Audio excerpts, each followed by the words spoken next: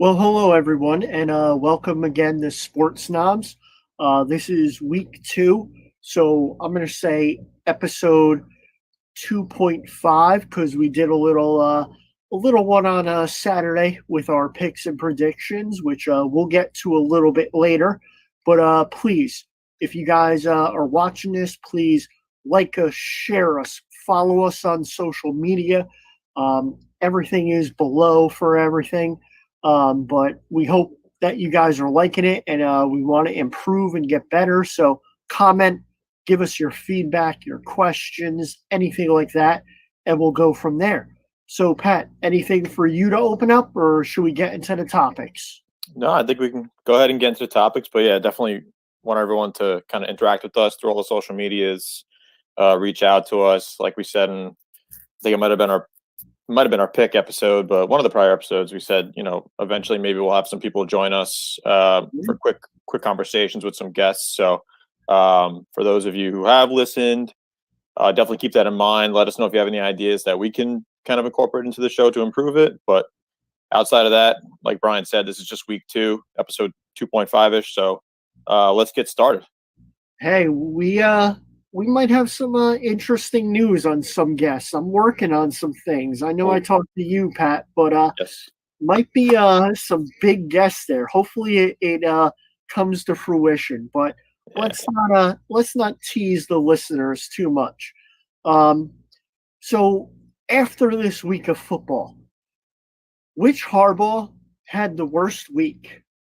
Was it John at Baltimore or Jim at Michigan or just the whole family?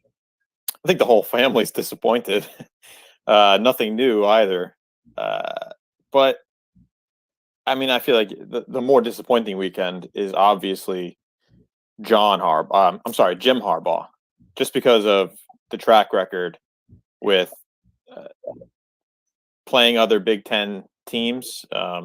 Usually it's Ohio State that gives them trouble, and I'm sure they will when they do play them. But in a shortened season due to COVID, to lose to Michigan State, a team that is coming off a loss to Rutgers. Hey, be easy. Listen, Rutgers. Hey, I don't. Rutgers lost, but they did have a crazy play, which would be interesting if we want to touch on that later. But point is, uh, I just feel like it's the same old story, right? Jim Harbaugh, since he's gone back to Michigan, he hasn't been able to really accomplish anything that he was brought there to do. Like, we know he was going to win. We knew Michigan was going to be a good team every year, but he's still yet to kind of prove himself as far as reaching the college playoff, winning a championship, winning a Big Ten championship. He hasn't really gotten there yet. The game on Saturday, that would have been a big step towards possibly achieving that this season. But a loss like that early in the season, with their schedule being one of the shortest schedules of all conferences, that's tough. The Ravens will still have a shot. They'll play the Steelers again.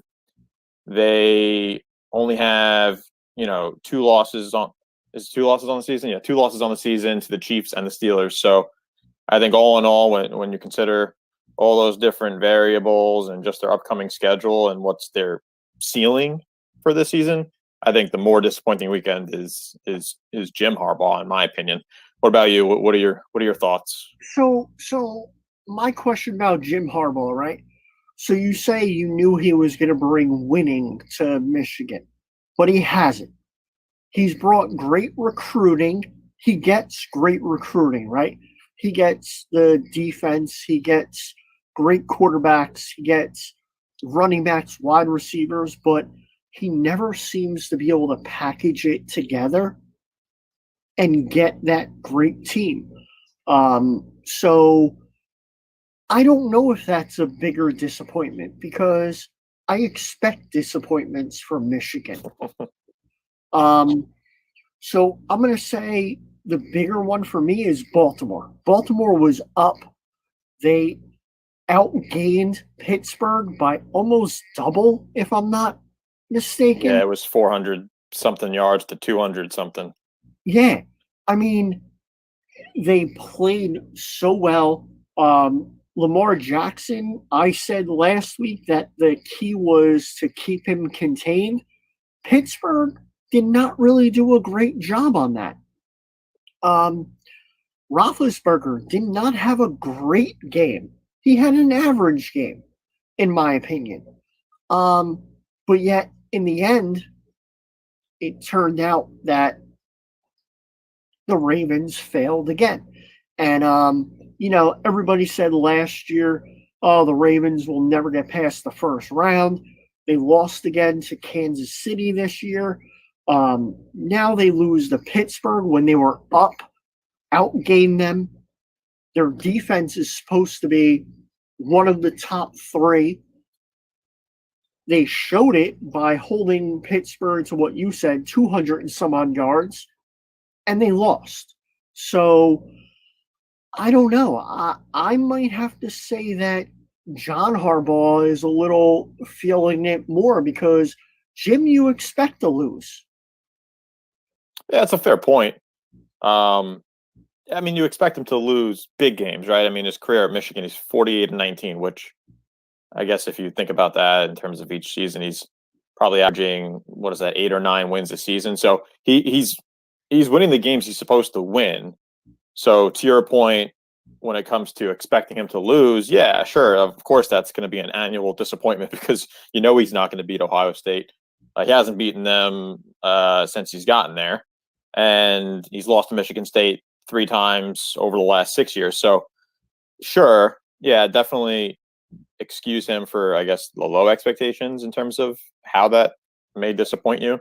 But I guess just as a fan, like I'm not a fan of Michigan, but if you're a fan of Michigan or you went to the school, at what point do you say, okay, enough is enough, we need to move on? Now I know there's rumors about him possibly going to the NFL. People are saying he should come out of college and coach the Jets, which I think is ridiculous. But with John, at least there's still a season ahead, right? This is it. Like that's Michigan's season is essentially over. There's unless they win out and then win the Big Ten championship in a landslide over Ohio State. That's literally their only shot they would have at even possibly making the college football playoff, because the potential still is that you'd have Georgia and Alabama coming out of the SEC. So we'll get into the college talk a little bit later, but at least John still has a chance. The Ravens still have a chance. And I think, and one more point, the Ravens lost the turnover battle 4-1. So how much of that is coaching and how much of that is Lamar Jackson just kind of being careless with the football? But agree to disagree, I guess. Lamar is not a pocket passer. We all knew that. I think they should have stuck to the little RPOs a little bit more. But, that's why we're here and not making millions of dollars being a professional coach. But do you think that either Harbaugh gets fired this year? I don't think so, but just because of COVID, right? I would argue no shot John Harbaugh gets fired. He's already won a Super Bowl there in 2013, which does feel like a long time ago, but he has it on his resume. His regular season record in his career is 123-76. So, I mean, he's up there. Still a lot to go, but he's still up there with one of the, top, let's say, I don't know, off the top of my head, probably top 25 winningest, NFL head coaches. So with the resume of winning a Super Bowl, making the playoffs almost every year, of course, disappointing when it comes to the playoffs, I find it hard to believe that you would move on from him, especially in a COVID affected season or season affected by COVID.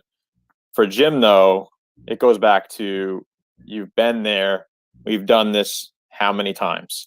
It's just an annual disappointment. I feel like you need to hire a coach, and the ultimate test for a Michigan coach is, can you beat other Big Ten teams?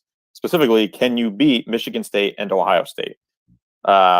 Maybe he can, if he was going to get fired, maybe the Ohio State game is really what's going to save him. But it doesn't look like that's going to turn out very well for him based on how Ohio State has started this year. So I don't think either gets fired, but Jim more likely than John. What about you? I can make a case for both, but I won't waste the time here because I know, you, Mr. Staten Island man, dedicated Giants fan, I know you really wanted to talk about this past Monday night football game. I saw you puff your Yeah. chest a little bit right there when I said it, so it's obviously hurting you a little bit. So let me throw it to you. What do you want to talk about with the Giants All Bucks right. game this past Monday night? Yeah, we won't. I mean, we're not going to go to too much here, just because it didn't. Of course, I'm a Giants fan, and of course, I was watching. But going into it, nobody expected it to even be close at all, right? I don't think anybody You expected should the have picked Giants to it. You even should have have a picked it lead. for your +5 in our pick show, or minus But I had five. no faith. You, I had no faith. you would actually won one. Come on. We'll talk about the picks later, and then we'll recap how well we both did pick actually. But anyway, let's start with the first issue, the first obvious topic, right? Obvious takeaway is the flag that ends the game essentially on the 2-point conversion. I don't know how you feel about it, although you did text me saying that maybe not. But in my opinion, if you're throwing the flag for defensive pass interference, how are you going to come together, talk about it for what felt like an hour? I mean, that was the longest congregation they've had as referees this season, and there's been actual like meaningful games where they should have talked about certain things. It But only felt like that because you're a Giants fan, my friend. It was yeah, about 40 seconds. it felt like You were forever. just begging for overtime. It was not that long, my friend. Anyway, the point is, I can't believe they pick up the flag. And everyone's argument today is, well, if Daniel Jones threw the ball quicker and hit him sooner, there's no conversation. But yeah, you could say that about any play.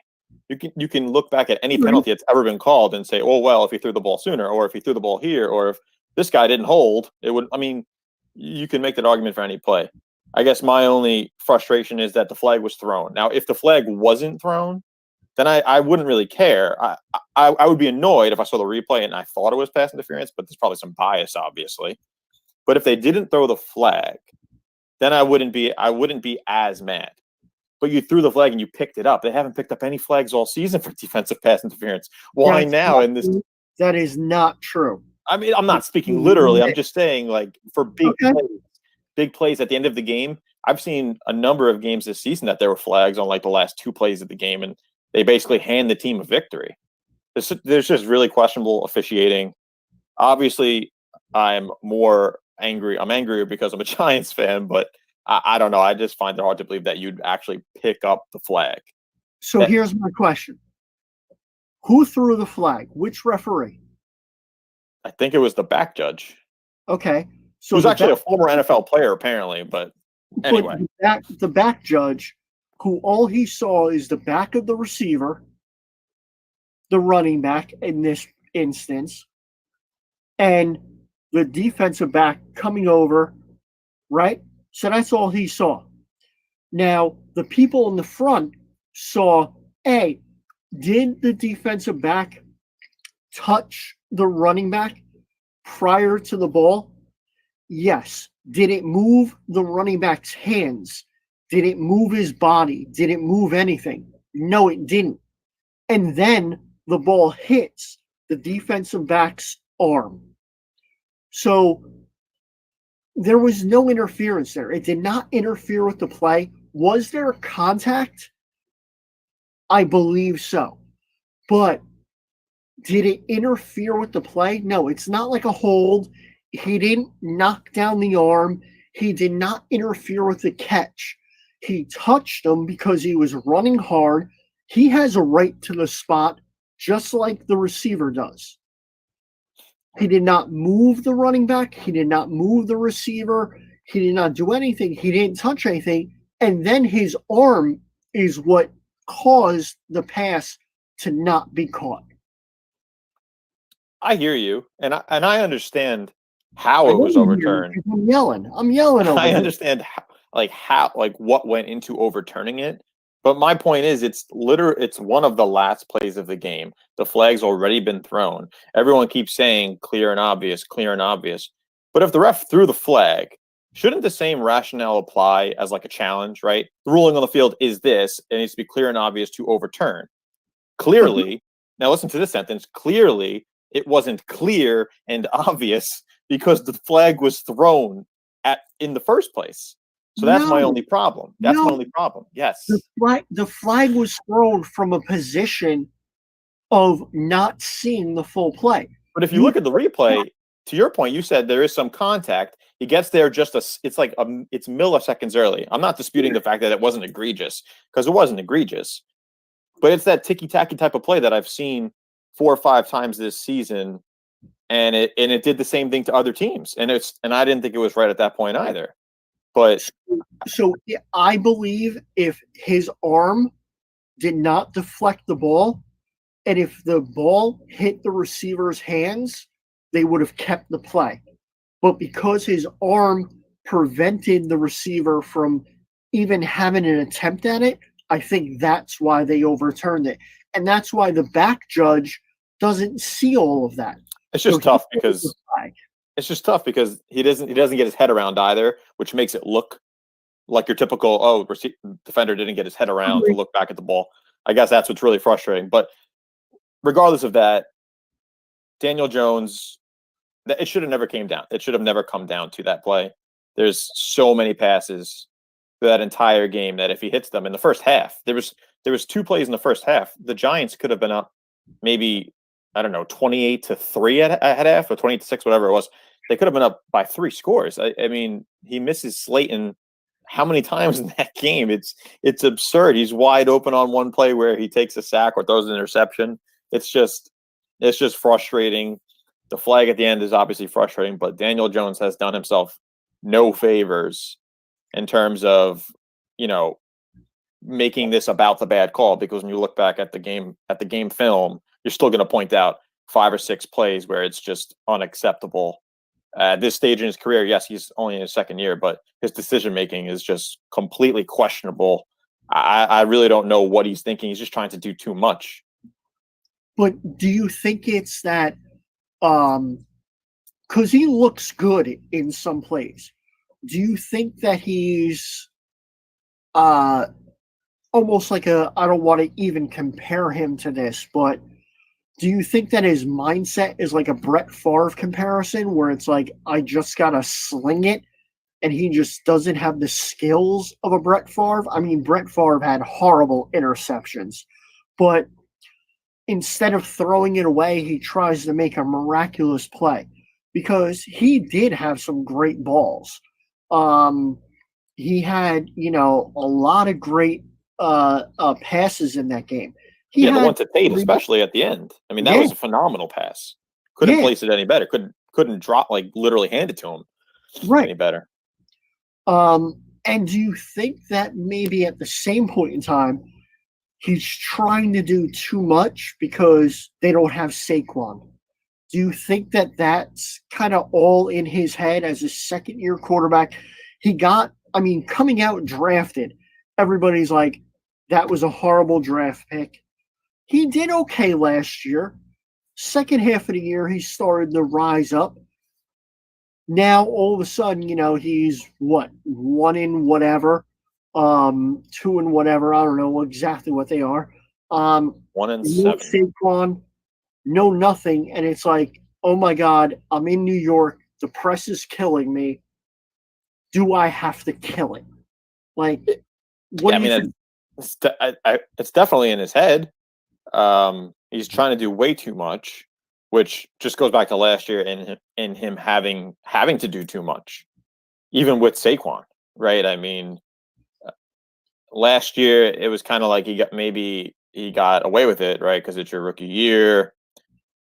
Trying to do too much can be, I guess, respected in some sense, even if you're turning the ball over, because it shows, all right, I'm going to give it my all. I'm not going to give up on any play. In your rookie year, some people might be like, all right, well, that's impressive, but in your second year, third year, let's tone it down a bit. Let's start to be a little bit more conservative with the ball.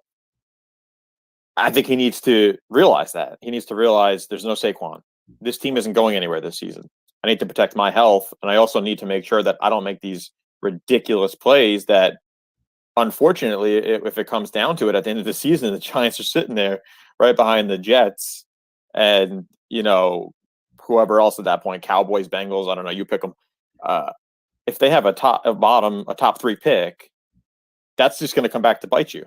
So you just have to be smart. I mean, and it's funny because when Eli was here, it was the opposite. Eli would give up on a play as soon as he smelled somebody coming, like anywhere near him, he would just drop to the floor, and it was the most frustrating thing to watch. And now you have the complete opposite, where it's like, dude, just go down, just throw the ball away. I don't care if you get an intentional grounding, just don't throw an interception. It's just frustrating because I don't know why it's just not getting through to him that he just needs to take it down like 2 notches. You can still have 1 or 2 plays a game where maybe you take a risk, but at this point it's like 4 or 5, and it's resulting in 2 or 3 turnovers. So it's just killing them. I'm just going to end that conversation by saying, who's the offensive coordinator for the Giants now? And maybe it might be the coaching, because I think we've heard similar problems with others. But we'll leave it at that, and we're going to move on. So, Pat, after this week, week 8, I know tonight we're going to have Thursday night football for week 9.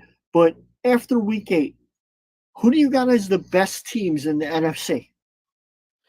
All right, best teams in the NFC. I'm going to say no particular order because it's still kind of early to tell. One I can say is clear and obvious. Number 1 is Seattle. They're by far the best team in the NFC, in my opinion. I believe you agree with that, just because of the fact that, I mean, look at their offense. Look what they're able to do week in, week out. Front runner for MVP, Russell Wilson. They're in every game they play. They lost a tough one to Arizona, obviously, when Russell Wilson had a game that he'll never have again in his entire career, likely. Knock on wood, not this year. Yeah, for your fantasy team, again, it comes up. But yeah, I think Seattle is the clear and obvious number 1. And then I would say from 2 to 4 is probably Arizona, which is a shock to most people. I mean, we expected them to be good, but I don't know if we expected them to be a top 5 team in the NFC. So I think Arizona is there, New Orleans is there, and then Tampa Bay is there. You can kind of mix those up how you want, because each of them have a pretty bad loss on their resume, and they just don't compare to the firepower that the Seattle Seahawks have. You thought the Bucs did, but just based on how they played the Giants, I know they're getting Antonio Brown, so that remains to be seen how that will affect their offense. But I think in an offensive-driven league, Seattle has to be your number 1. I would say my comments here on my paper are Seahawks, end of story, done. All right, move on. Next. I mean, the Saints, maybe. And they haven't had Michael Thomas yet, so right. That's tough. And who knows if he's coming back? Apparently, it's not really an injury; it's him being just a baby about his contract. Packers, they had a horrible week this week, but Aaron Rodgers, he pulled them out of uglier situations. They're getting Alan Lazard back. They got to shore up the defense a little bit. Not sure if I heard any trades that they did to shore up their defense today. Yeah. But, the Packers after this week, I'm not really feeling it. I was going into the week, I was feeling it. The Bucs, we argued about it. Did they beat the Giants or did the refs beat the Giants? We don't really know. So I can't feel the Bucs right now. With AB coming back, does that help them on the field? Yes, it does. Does it hurt them in the locker room? I don't know. I know AB went to the Patriots with Brady, but that was Belichick. Arians, great coach. Don't know if he controls a locker room like Belichick. Belichick got rid of Brown in a week because of whatever he was doing. And there's still investigations on Antonio Brown. Yeah. So we don't even know if he's going to come back. So, it is what it is. I just think the Seahawks, if nothing catastrophic happens to them, we'll be seeing them in Tampa Bay for the Super Bowl. Um, Now on to the AFC, which I think is a little bit more hotly contested. Uh, who do you got there? Who are your teams in the AFC? Well, it depends what you mean by hotly contested, because in my opinion, it's really a two-horse race. Right? We can name a top five, like the top five best teams in the AFC, or top four, top three, whatever you want to do.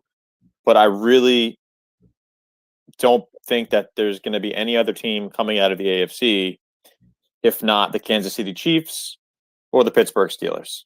I think that I don't think there's really any other shot. I mean, the Ravens, you could still keep the Ravens in the conversation just because they have another divisional game with the Steelers. But the way they lost to both of these teams already, the Chiefs and the Steelers, they're still, they're not even a three. I think they're kind of like a almost a four. I don't think there even is a three. The Chiefs are just unreal. It's like playing a video game when you watch them on offense, and the Steelers' defense is just ridiculous. So it's odd because it's two teams that have kind of essentially the opposite coaching strategy, or the way their team is built on offense for the Chiefs, built on defense for the Steelers. So it'll be interesting if they both do make the AFC Championship game, because I think that'd be a hell of a game to watch.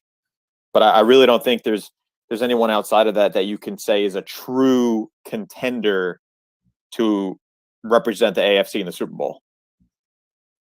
You know what? Going into this week, I might have thought that the Bills were a contender. But that showing against New England, where I mean, Cam Newton fumbles on what, the 8 yard line, and Yeah. that was, I mean, the Bills did not show up. They've had a bad 3 weeks. I mean, I think they won a couple games, but um, just the performance has not been good. So they started out hot. They look horrible. We'll get into the AFC East and what you think about that in a minute. Um, Indianapolis, the Colts, man, they look good this week. Could they? Could they surprise somebody? I mean, they got both sides of the ball. They got running backs. They got a quarterback. Um, they got some defense. Could they? They have enough defense and offense, I think, of a balance to compete with both of them.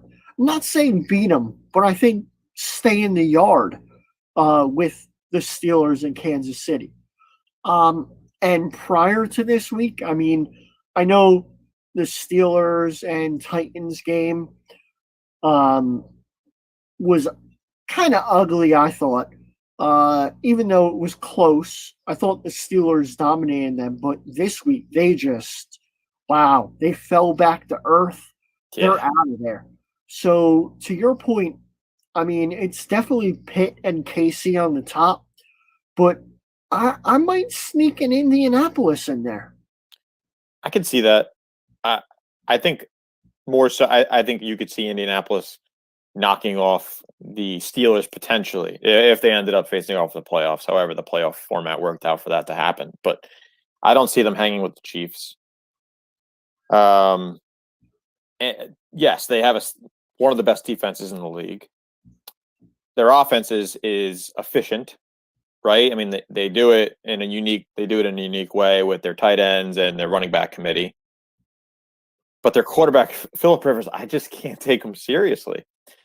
He's been on Chargers teams, if I'm not mistaken, that have been 12 win or 13 win teams, maybe earlier in his career, but they were number one, number two. They were high seeded teams as part of that Charger team, Philip Rivers. And I mean, if he couldn't do it with them, I find it hard to believe that you could do it now with the Chiefs and the Steelers looking like they're looking. Like, I definitely have to respect the Colts. It's just tough for me to believe that they are going to be there at the end. Do I think they're going to win the division? Obviously. Do I think that they're going to win a playoff game? Likely. But I don't think beyond that. I think it's kind of a toss up. And to your point, Bills and Titans, what a disappointment! Just absolutely disappointing. Really, nothing more to say about that. They're definitely pretenders, not contenders. Well, you mentioned the Bills, and that's actually kind of part of our next topic. So, uh, the Dolphins. I mean, yes, Two a time. it's my team, my team. Um, what do you think, man? I mean, I know this win. Tua threw for what, 98 yards? It Not was even bad. 100 Yeah. yards.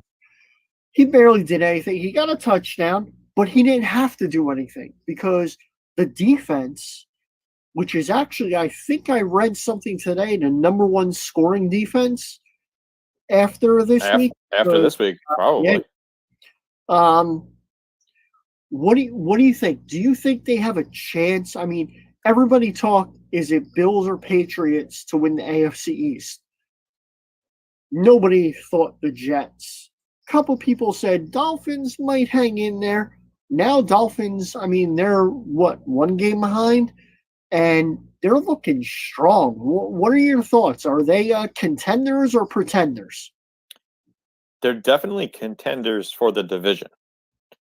Beyond that, I don't think there's really much more there, which is fine, which is a huge step and a huge progression from last year when we thought that they were tanking at one point. They were like competitive tanking. It was really weird. But what Brian Flores has been able to do with that defense is it's extremely impressive.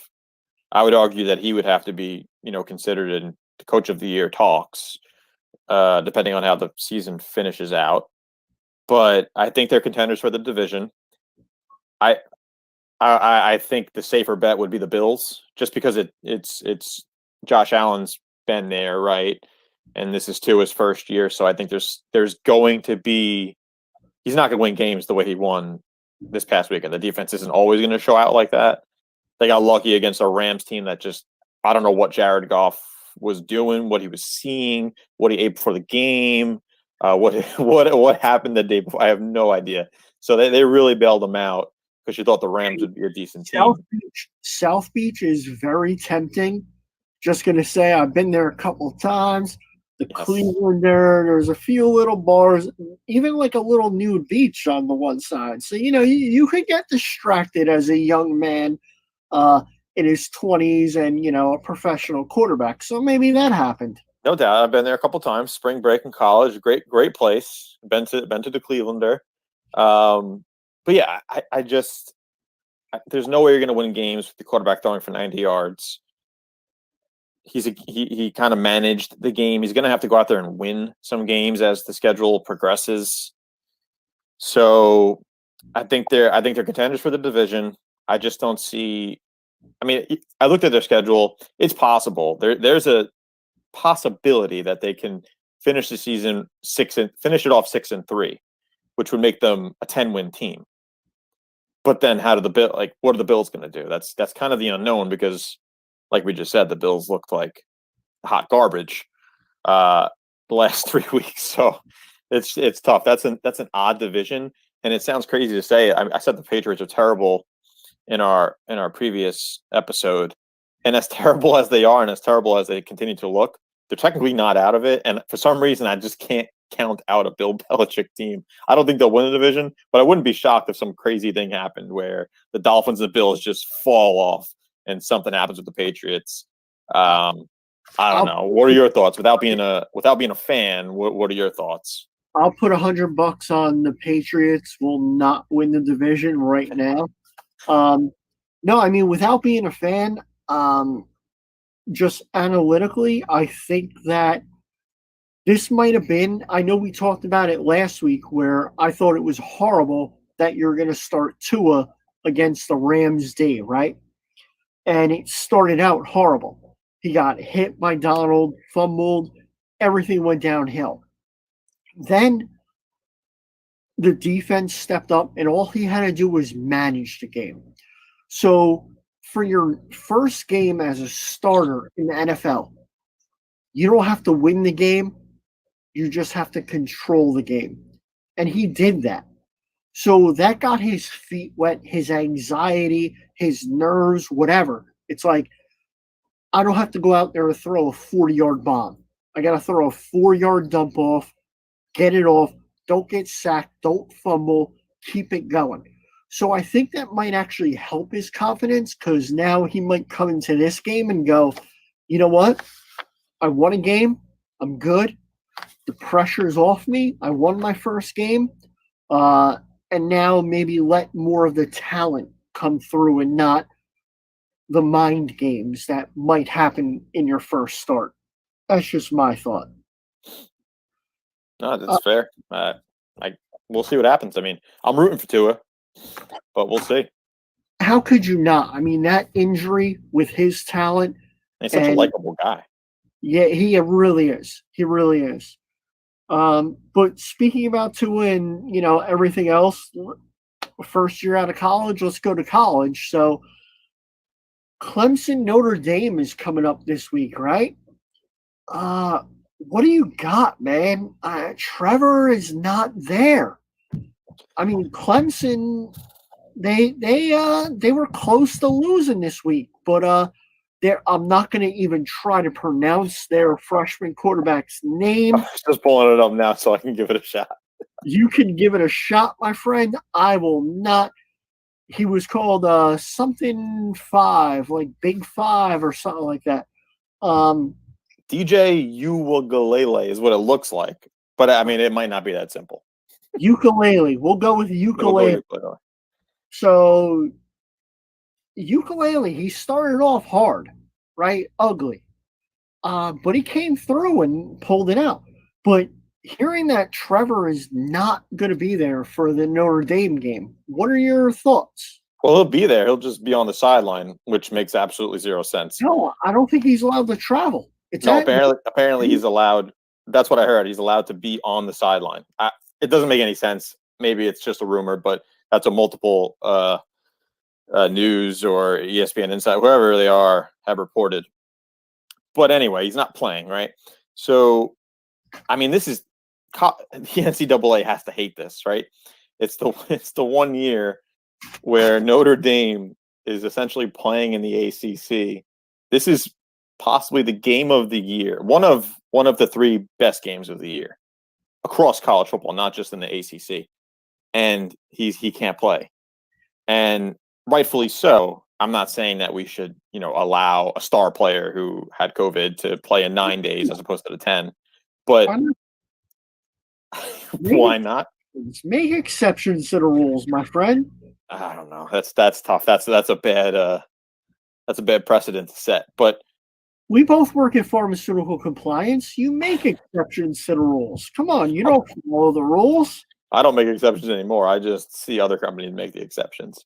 But I don't know how Clemson even hangs around in this game. It's tough.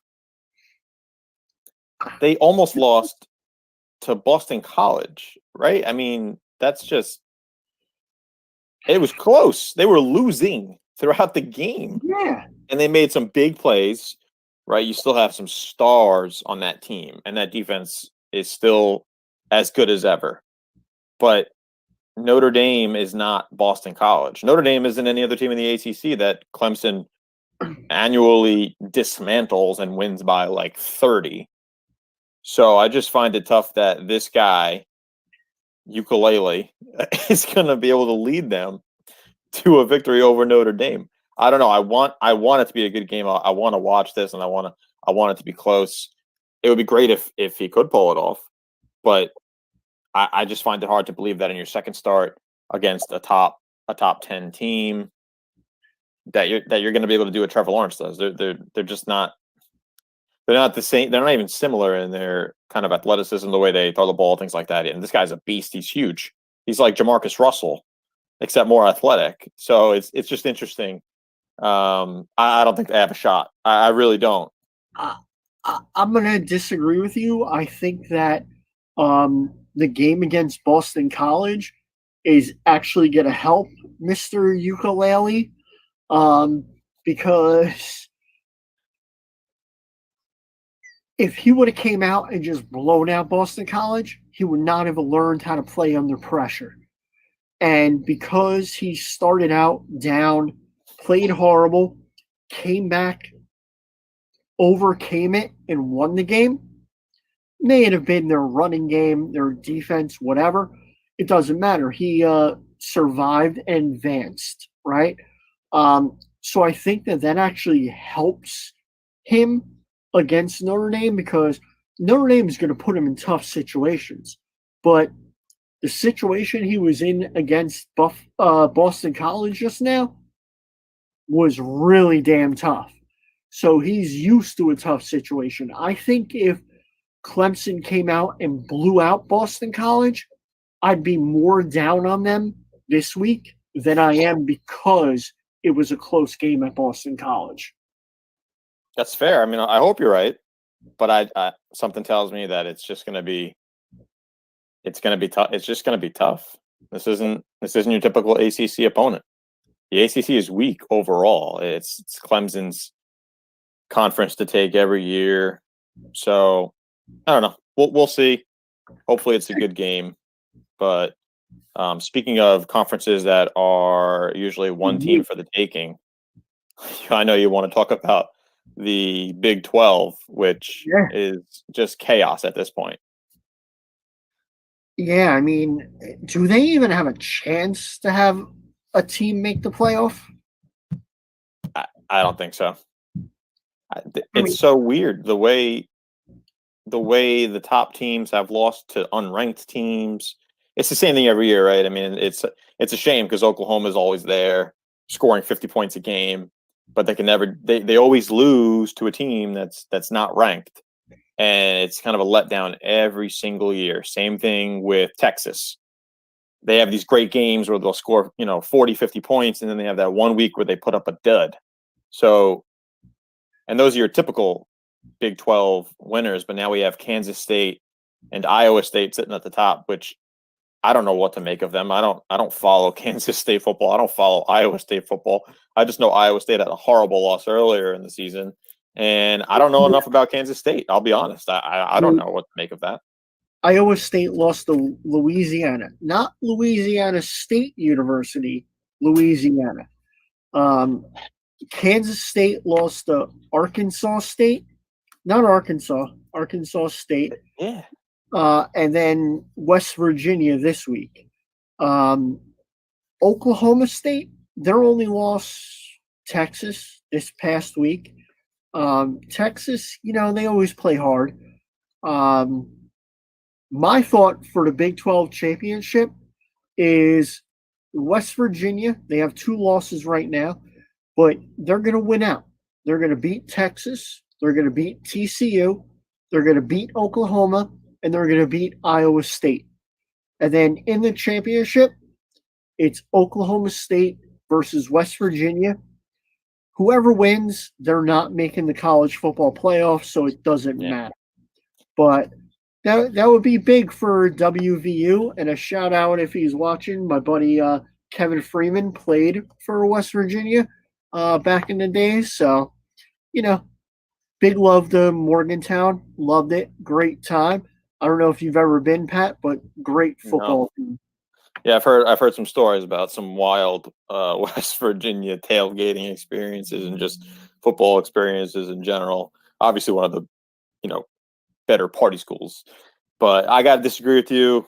I'm simply just going to go off of past seasons and say that it's going to be Oklahoma, and then whoever wins on November 21st between Kansas State and Iowa State. I think that's who's going to be representing the Big 12 in the Big 12 championship.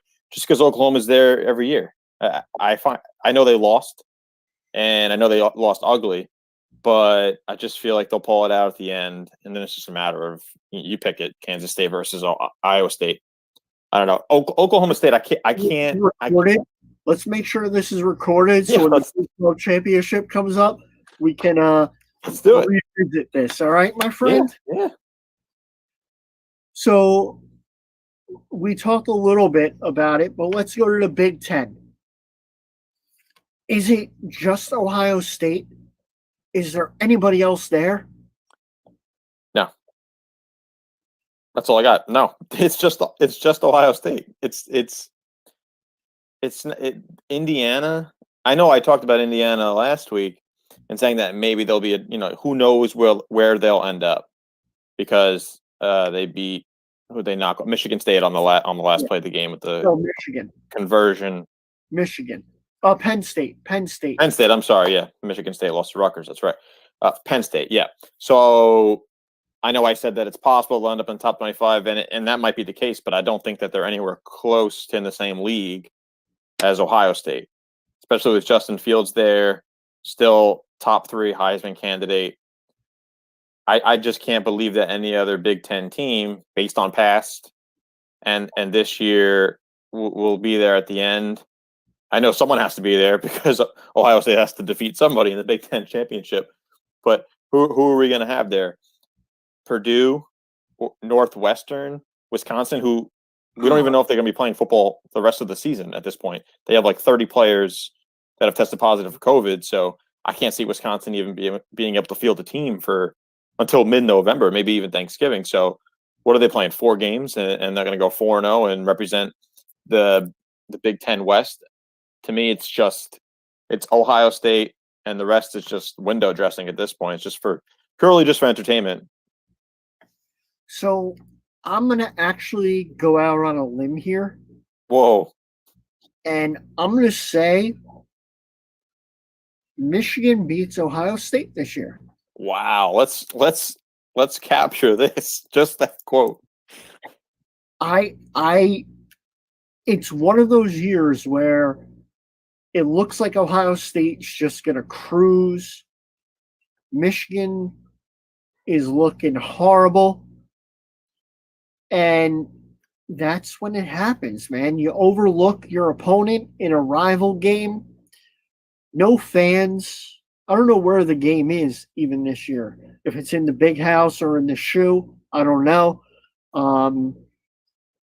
But I see that as Ohio State's upset, and that might let Indiana sneak into the championship. And Northwestern, come on. Yeah, they're 2-0. They're not a football school. They never will be. They play hard. They're good. They get great degrees. But they're not a good football school. Shout out to Mike Greenberg. Wisconsin, like you said, they're losing another game this week. So it looks like it's going to be, Purdue. So I'm going to go. I will go Ohio State, Purdue in the championship, but Ohio State with 1 loss. Wow, that's bold.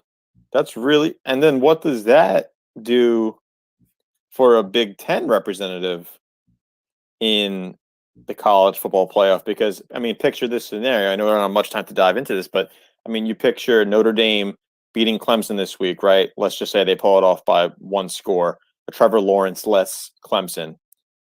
And then you're sitting there at the end with Clemson, Alabama likely to be undefeated or 1 loss, Ohio State with 1 loss, Notre Dame potentially with 1 loss if they play Clemson in the ACC championship, and then Georgia, who will either have 2 losses at the hands of Alabama or sitting there with 1. So you have those 5 1-loss teams.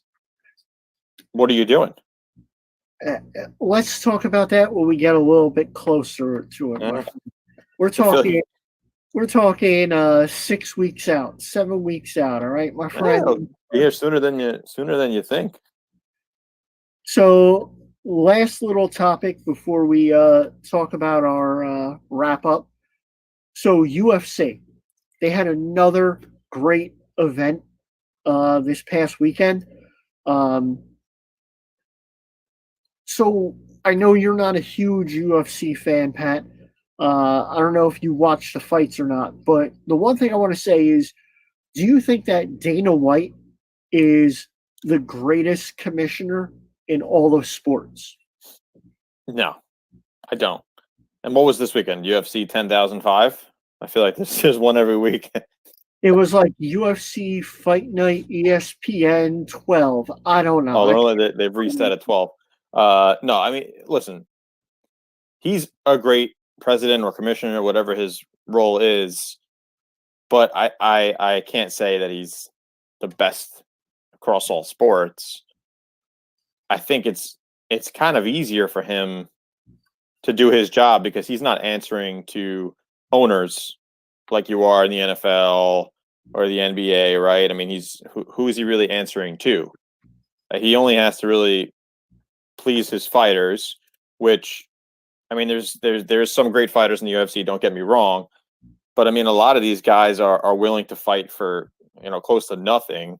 I mean, they're literally starting from the bottom and then they're rising to the top. So it's not the same type of, not to knock their skill set, right? But you can come up and be a nobody in UFC and you're just desperate to fight. So you're willing to take anything to show up. So that's why he's been so successful, especially with Fight Island and being able to do it in a COVID time. I just think fighters are just, it's a different mentality, right? It's kind of like fight to survive, almost literally in some cases. So I think it's easy to get those athletes in the octagon regardless of what's going on around us, right? It was so much more complicated to get baseball started, to get football started, hockey, NBA going into a bubble. So I just think back to your specific question, is he the best commissioner? I just don't think so, because I just think it's in a different category of what he has to do to kind of lead his sport.